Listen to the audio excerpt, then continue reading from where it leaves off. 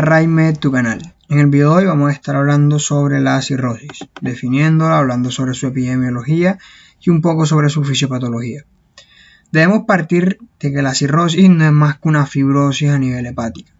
Fibrosis que va a llevar una alteración en la arquitectura, en la estructura del hígado como tal, y que a su vez también por la formación de dichos nódulos fibróticos van a llevar a la disminución de la funcionalidad hepática. Recordemos que el hígado es de gran importancia para la eliminación de algunas sustancias como el amonio, para el metabolismo de algunos medicamentos, inclusive también para la generación de proteínas y de ácidos grasos, por lo cual todo esto se va a ver afectado. Ahora, desde el punto de vista clínico, esa alteración en la arquitectura del hígado pues me va a generar una hipertensión portal, que es lo más diciente para recalcar. Y la parte de la disminución en la funcionalidad hepática pues va a llevar a una descompensación de la misma. El paciente puede debutar con hipoalbuminemia, con alteraciones en el metabolismo de proteínas en términos generales y acumulación de amonio, lo cual me puede llevar a lo que conocemos como encefalopatía hepática. Esto como una visión bastante general de las principales complicaciones de la cirrosis. Ya próximamente vamos a estar ahondando un poco más en esto cuando hablemos de la fisiopatología. Y pues también tener en cuenta que dentro de las complicaciones que se pueden desarrollar a grandes rasgos de la cirrosis, tenemos el carcinoma hepatocelular. Sin embargo, recordar que la gran mayoría de los pacientes con cirrosis no llegan a este. Alrededor del 10% en realidad de los pacientes con cirrosis es que llegan a tener esta complicación que claramente impacta la mortalidad de los pacientes. Ahora, si hablamos de su epidemiología, en 2019 se asoció la cirrosis con 2.4 muertes a nivel mundial. Y si hablamos sobre cuáles son las causas de la cirrosis, pues las tenemos en esta grafiquita que es, en donde lo más común que se venía presentando era la cirrosis secundaria a infecciones virales por hepatitis B o hepatitis C, ¿vale? Seguido por la cirrosis por alcoholismo y por último el hígado graso no alcohólico, que cada vez es más frecuente.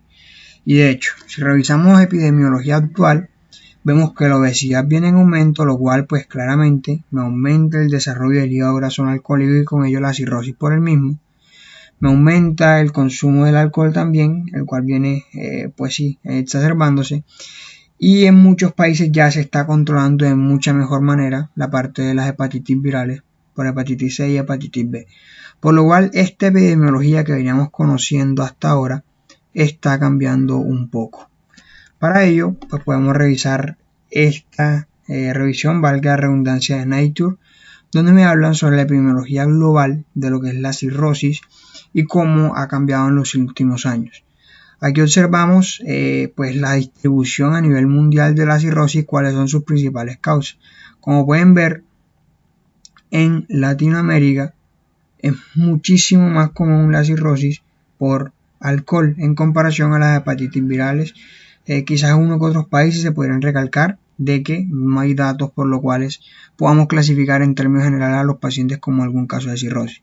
Sin embargo, vemos que en gran parte de Norteamérica sí se sigue presentando todavía la cirrosis por hepatitis, sobre todo la hepatitis C. Sin embargo, ¿qué tan frecuente es? Y se hizo un estudio retrospectivo en Estados Unidos donde se evaluó qué tanta diferencia había entre los distintos tipos de cirrosis, teniendo en cuenta cuál fue la etiología de la misma. Y vemos que si bien el mayor puntaje se lo lleva la cirrosis secundaria hepatitis B o hepatitis C en un 33%, vemos que la diferencia no es para nada alta en comparación al alcoholismo o al hígado graso no alcohólico. Por lo cual debemos tener en cuenta esto, y es que el panorama epidemiológico está cambiando, ya que, como recalcaba en la diapositiva anterior, cada vez estamos controlando mejor la parte de las hepatitis. Sin embargo, la parte de la obesidad, de la diabetes mellitus, del alcoholismo, está exacerbando otras causas de cirrosis que son de gran importancia en la actualidad. Algo también a recalcar es que si solo se requiere una anoxia y solamente se requiere un daño. Este mismo estudio también identificó que la gran mayoría de los pacientes tienen una combinación de factores de riesgo, es decir, podrán tener hepatitis B o hepatitis C, pero también consumir alcohol con regularidad. Entonces siempre tener en cuenta esto, de que puede que el paciente tenga más de un factor de riesgo para desarrollar la cirrosis. Ahora, otras causas de cirrosis que debemos tener en cuenta, causas que me pueden generar colestasis y que a su vez me pueden llevar a una cirrosis, como sería la colangitis biliar primaria, la colangitis esclerosante primaria, inclusive las hepatitis autoinmunes. Los trastornos metabólicos como la hemacromatosis, la enfermedad de Wilson, el déficit de alfa-1 antitripsina, que a su vez se correlaciona con el desarrollo también de POP en los pacientes cuando tienen dicho déficit. Obstrucción del retorno venoso puede causarme una cirrosis, no es común pero puede serlo, como si una insuficiencia cardíaca congestiva la cual no esté manejando de buena forma, un síndrome de Buchiari, una pericarditis constrictiva y cualquier otra patología que me genere una hipertensión portal que a su vez me lleve a un cambio conformacional en la estructura del hígado. Ahora, desde el punto de vista fisiopatológico debemos recordar el espacio de Dis. El espacio de Dis es un espacio entre comillas virtuales que se encuentra entre los hepatocitos y los sinusoides. Y ahí se encuentran unas células llamadas células perisinusoidales, las cuales son de gran relevancia para la funcionalidad hepática. Resulta que cuando tenemos X noxa, llámese alcohol, hepatitis B, hepatitis C, una colangitis, etc., pues este va a ser un factor desencadenante que va a llevar a que dichas células perisinusoidales empiecen a secretar colágeno tipo 1 y colágeno tipo 4. Dicho colágeno se va a acumular en ese espacio de Dis, aquí, y me va a empezar a presionar hacia lateral lo que serían, pues todo lo que sería ese espacio. A su vez me va a llevar un cambio conformacional, me va literalmente a mover las células, los hepatocitos como tal, y esto es lo que termina llevando en términos muy generales a la disfunción hepática y a la alteración en la estructura del hígado como tal. Es tanto el colágeno que se acumula en dicha área que llega hasta la formación de los nódulos típicos del paciente con cirrosis.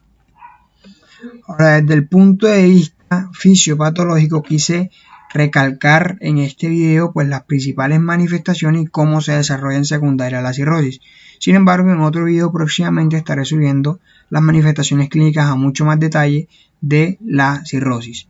Sin embargo, debemos partir de que la cirrosis me va a generar, en términos generales, una alteración en la estructura y una disfunción hepática.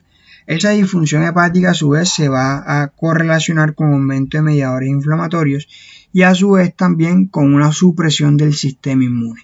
Es por ello que los pacientes con cirrosis regularmente tienen una sus membranas celulares las cuales están alteradas desde el punto de vista de su permeabilidad, lo que lleva a la formación o a la predisposición de infecciones bacterianas, siendo lo más frecuente la peritonitis bacteriana espontánea, seguido por neumonías o inclusive infección de piel y partes blandas. Esto es importante. Por eso, esta es la razón de que los pacientes con cirrosis muchas veces se descompensen secundarias a infecciones.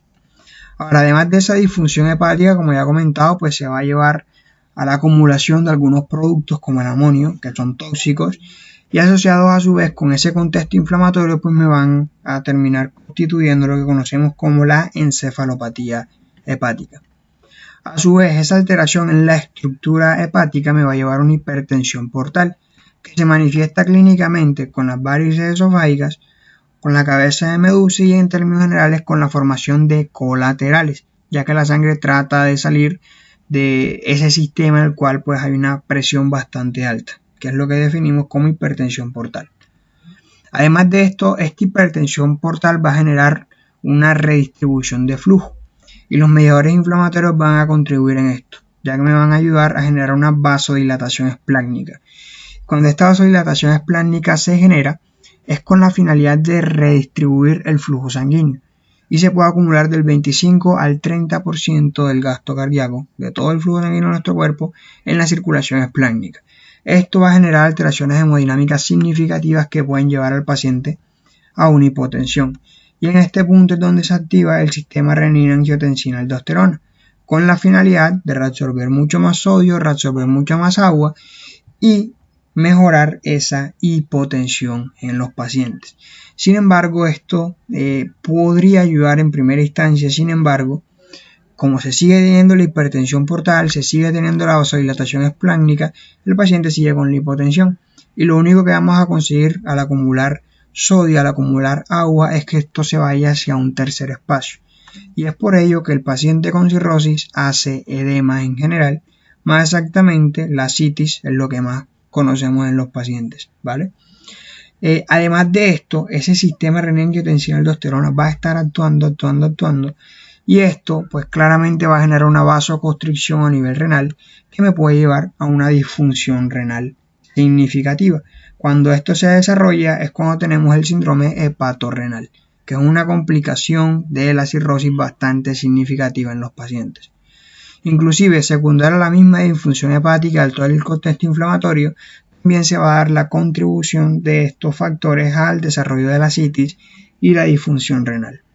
Ahora, por último, tenemos también que dentro de la disfunción hepática se puede dar la alteración de los metabolitos de lo que serán las hormonas sexuales y pueden llevar a alteraciones en los estrógenos o inclusive en los andrógenos en los pacientes.